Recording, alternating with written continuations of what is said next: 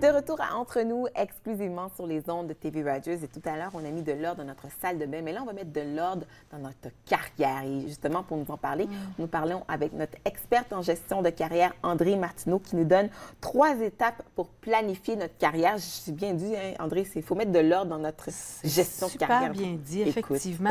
Et c'est important de faire ça régulièrement.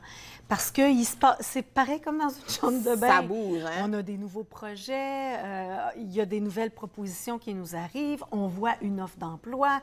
Alors, il faut être en mesure de toujours prendre des bonnes décisions, de s'arrêter parce que ce qui arrive, c'est que le CV se développe au fur et à mesure.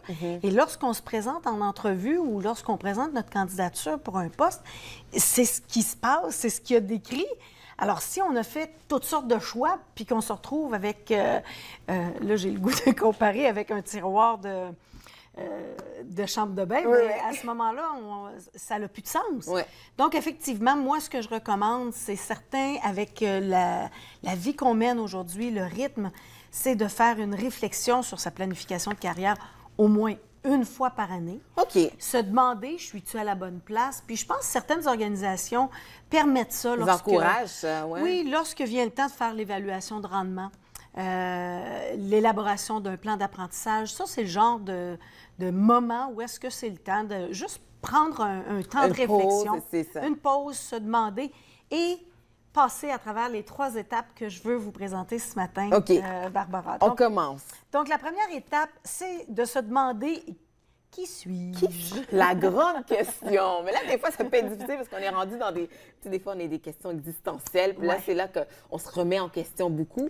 Et entre autres, l'emploi, c'est une des choses qui passe en premier. Mais c'est là qu'on se est réalise. Heureux, c'est ça. Exactement.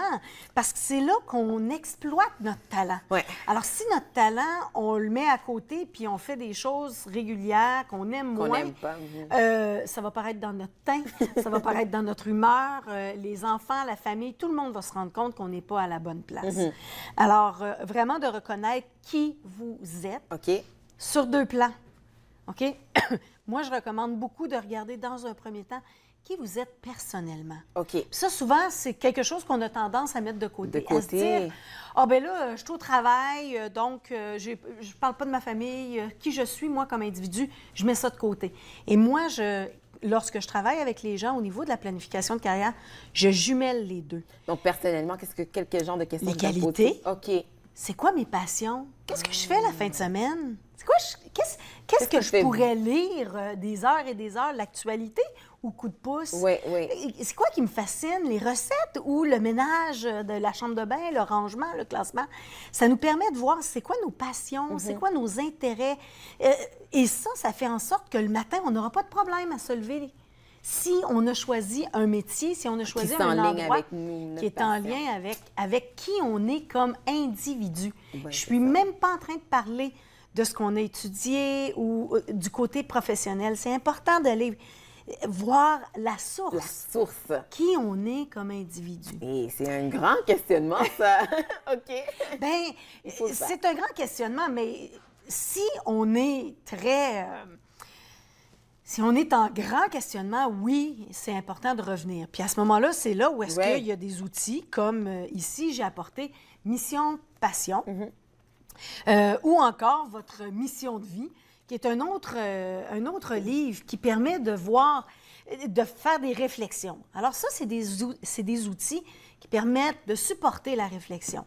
Par contre, la difficulté dans ces outils-là, c'est qu'on fait ça tout seul. On est tout seul à la maison. Alors, on commence, on est très motivé, on est rendu à page 28, c'est le 15e exercice.